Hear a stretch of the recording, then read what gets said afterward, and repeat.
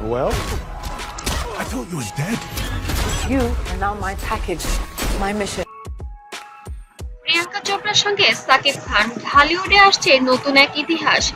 ফিরছে আগের চেয়েও আরো সাহসী ও স্মরণীয় হয়ে ঢালিউড সুপারস্টার সাকিব খান। প্রায় 1 মাস হলো যুক্তরাষ্ট্রে উড়াল দিয়েছেন ঢাকায় চলচ্চিত্রের বাদশা সাকিব খান। কিছুটা অবসর নিতেই তার এই সফর। অভিনেতার এই সফরের সঙ্গে রয়েছে ছোট ছেলে শাহজাদ খান বীর ও প্রাক্তন স্ত্রী চিত্রনায়িকা শবনম বুবলী। তবে সাকিব যে শুধু ঘোরাঘুরি করছেন না, সেটা বোঝা গেল সদ্য প্রকাশিত তার ইনস্টাগ্রাম ও ফেসবুকের স্টোরি দেখে।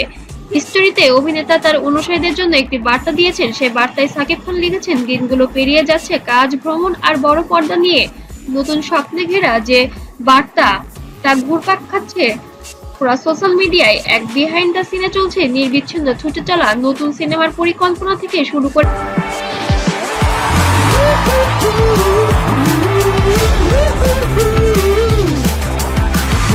আবারও সাহসী নতুন উদ্যোগ নেওয়া। কিং খান আরো লেখেন, বিশেষ করে শুধু নীরবতা নয়, এটা অনেকটা আসন্ন ঝড়ের পূর্বে শুনশান। কিং খান আরো লিখেছেন, বিশ্বাস করুন, এটা শুধুই নীরবতা নয়, এটা অনেক আসন্ন ঝড়ের পূর্বে শুনশান নীরবতার মতো অবস্থা।